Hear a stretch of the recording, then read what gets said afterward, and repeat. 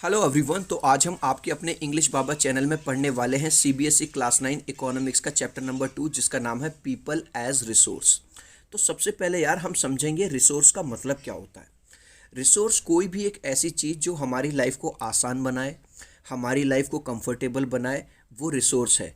अगर मैं natural resources की बात करूँ तो जैसे एयर है, आप उसमें सांस लेते हो, वाटर है आप उसे पीते हो, सॉइल है आप उसमें अपना प्लांट्स वगैरह उगाते हो। और अगर मैं मैन मेड रिसोर्सेज की बात करूं तो जैसे हमें नेचर से रबड़ मिली, इंसान ने क्या किया, उसके टायर बना दिए। हमें वुड मिली, इंसान ने क्या किया, उसके डाइनिंग टेबल बना दिया। मेटल मिला, हमने उसके बर्तन वगैरह बना लिए। तो हमारे पास नेचुरल रिसोर्सेज भी हैं और मैन मेड रिसोर्सेज भी हैं। लेकिन इस चैप्टर का नाम है पीपल एज रिसोर्स, लोगों का यूज़ एज अ रिसोर्स। तो वो लोग जो एज अ रिसोर्स यूज़ होते हैं उन्हें ह्यूमन कैपिटल कहते हैं। जैसे यहाँ पे देखिए, the people who have knowledge and skills to do some productive work, the group of such people is called human capital. बच्चा कह रहा है समझ में नहीं आया, ध्यान से समझो।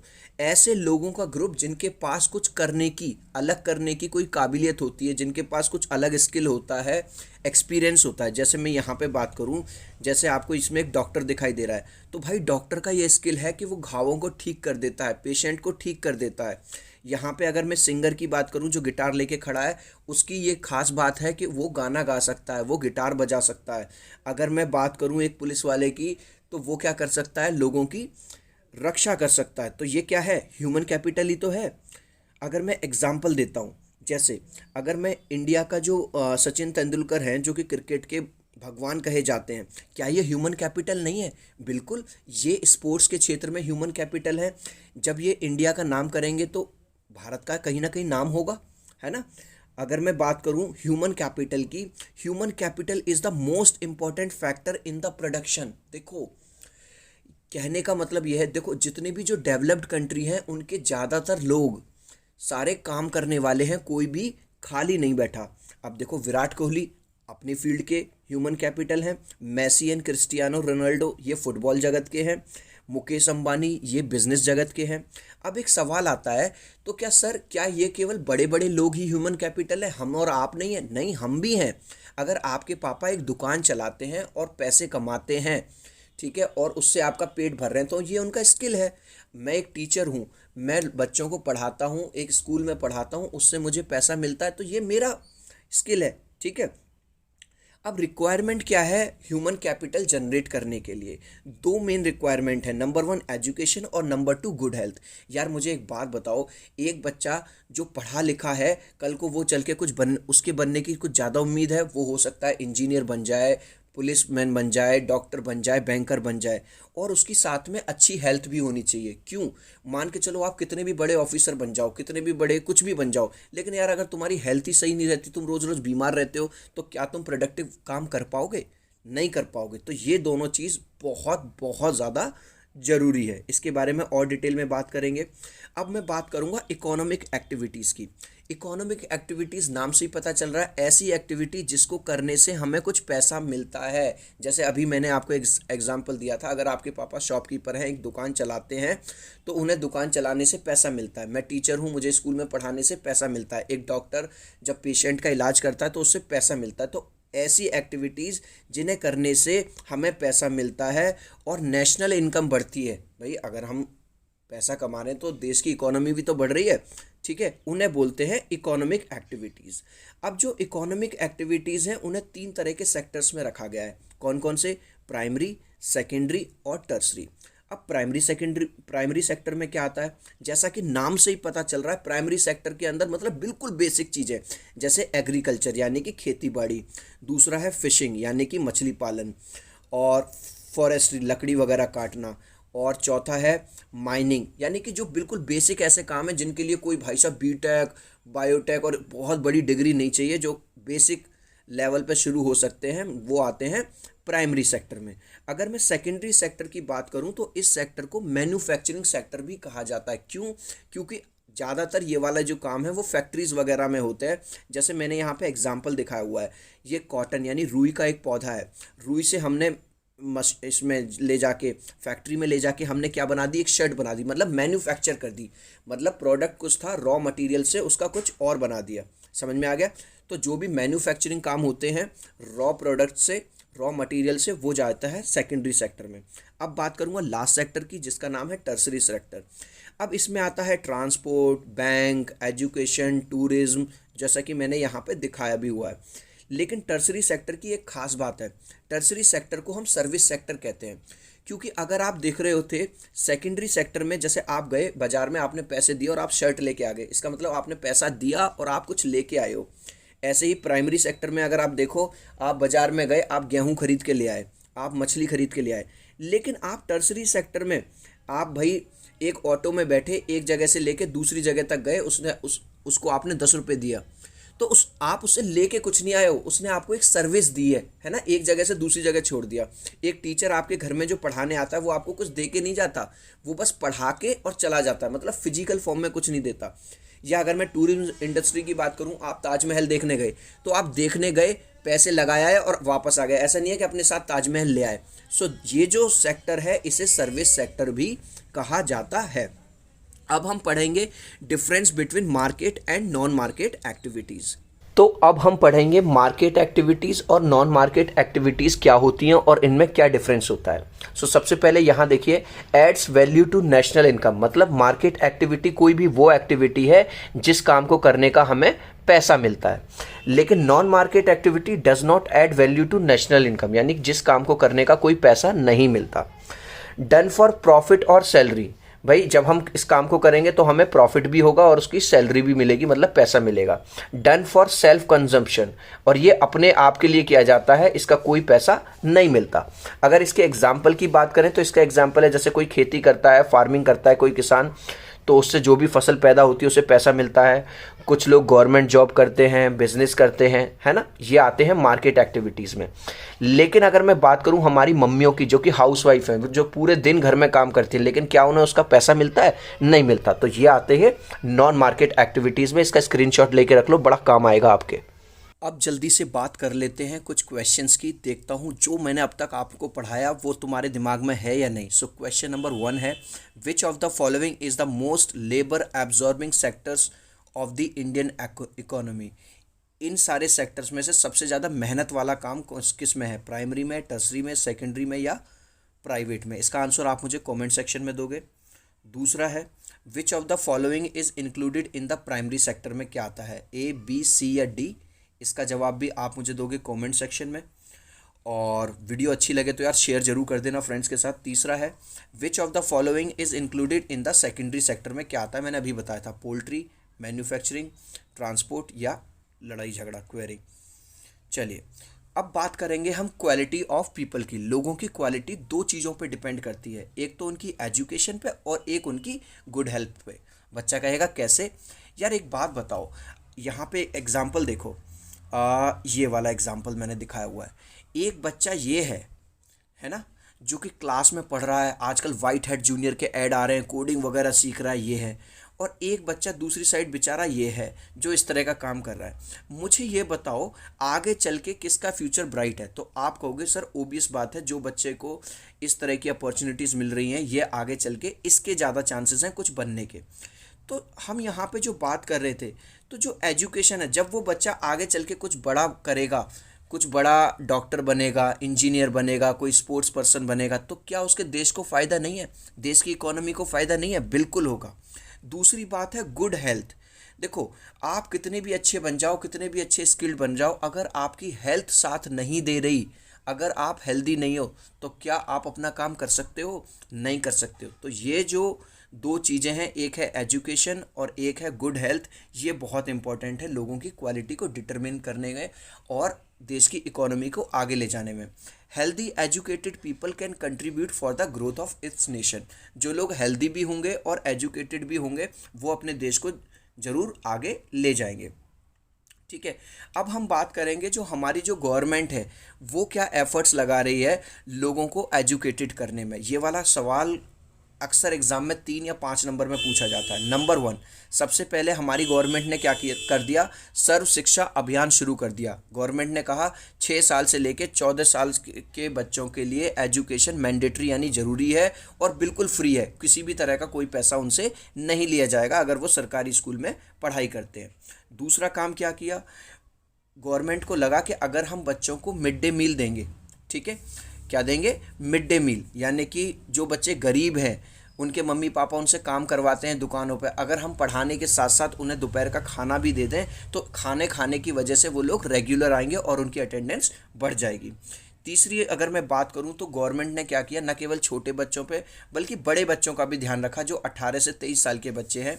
Government focused on higher education as well in 11th plan, जो गवर्नमेंट का जो 11वां प्लान आया, और गवर्नमेंट ने क्या किए, काफ़ी सारे कॉलेजेस खोले, काफ़ी सारे यूनिवर्सिटीज़ खोले हायर एजुकेशन के लिए। चौथा क्या है, ओपन नवोदय विद्यालय। गवर्नमेंट ने क्या किया, हर डिस्ट्रिक्ट के अंदर नवोदय विद्यालय खोले हैं, जहाँ पे गरीब बच्चे, जो स्किल्ड बच्चे हैं, बड़े पढ़े, जो जिनके अंदर एक अलग ही टैलेंट है, वो लोग भी अच्छे से पढ़ाई कर सकें, ठीक है। पांचवा क्या किया, गवर्नमेंट ने जो बजट बढ़ा दिया अपना एजुकेशन का। अगर मैं 1951 और 52 का डेटा आपके सामने रखूं तो जो एजुकेशन बजट था वो केवल 0.64% था।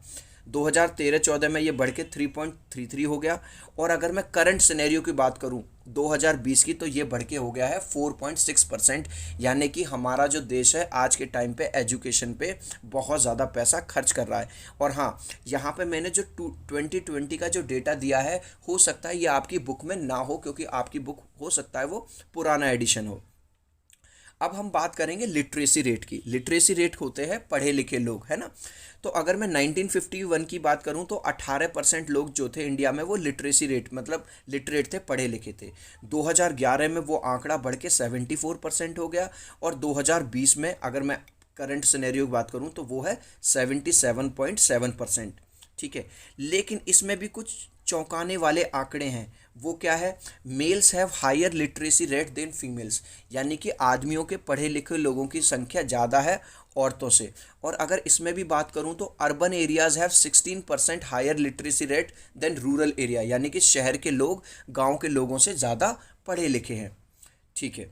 एक चीज़ अगर मैं स्टेट वाइज बताऊं तो हमारे यहाँ एट प्रेजेंट जो केरला है उसका जो लिटरेसी रेट है वो सबसे ज़्यादा है, वो चल रहा है 96.2%, और सबसे कम है बिहार का जो कि है 70.9%। अब यार हमने एजुकेशन की तो बात कर ली कि एजुकेशन किस तरह से हेल्प करेगी इकोनॉमी को आगे ले जाने में, और गवर्नमेंट के क्या क्या एफर्ट्स हैं। अब हम बात करेंगे इम्पोर्टेंस ऑफ हेल्थ। हेल्थ की क्या इंपॉर्टेंस है इकोनॉमी के लिए। अभी मैंने थोड़ी देर पहले बताया था, दोबारा से बता रहा हूँ। यहाँ मैंने आपको 2 एग्जाम्पल दिए हैं। एग्जाम्पल नंबर 1 में एक बच्चा आपको ये दिखाई दे रहा है जो कि बिल्कुल फिट है, और एग्जाम्पल नंबर 2 में ये बच्चा दिखाई दे रहा है जो कि वीक है और बीमार है। बस मुझे आप एक बात बताओ, कौन सा बच्चा अपने स्कूल में रेगुलर होगा, कौन सा बच्चा आगे चल के उसका भविष्य जो फ्यूचर है वो ब्राइट होगा। अगर ये जो बच्चा हेल्दी है, कल को ये किसी कंपनी में काम करता है, तो क्या इसे छुट्टी लेने की ज़रूरत पड़ेगी रेगुलर? नहीं, क्योंकि ये फिट है। लेकिन जो बच्चा बीमार है, कमज़ोर है, वो रेगुलरली छुट्टी लेगा, अपना काम टाइम पे नहीं कर पाएगा। तो जो हेल्दी लोग हैं, एजुकेटेड होने के साथ साथ अगर हेल्दी भी हो आप, तभी आप देखते हो कि जो प्रधानमंत्री हैं फिट इंडिया मूवमेंट आजकल चला रहे हैं, ठीक है। अब हम देखते हैं गवर्नमेंट क्या एफर्ट्स कर रही है लोगों को फिट करने के लिए, हेल्दी रखने के लिए। गवर्नमेंट ने क्या किया, मोर हॉस्पिटल्स एंड क्लिनिक्स खोल दिए, यहाँ तक कि गांव में भी, रूरल एरियाज़ में भी खोल दिए। फ्री हेल्थ चेकअप्स हो रहे हैं, कैंपेन्स लग रहे हैं। आपने देखा होगा आजकल जब आप फ़ोन करते हो तो कोरोना वाली ट्यून बजती है ना, अमिताभ बच्चन की आवाज़ में। कोरोना का टेस्ट फ्री में हो रहा है, पोलियो की दवाइयाँ पिलाई जाती हैं, टिटनेस के टीके लगाए जाते हैं, और काफ़ी सारे मेडिकल कॉलेजेस भी खोले हैं।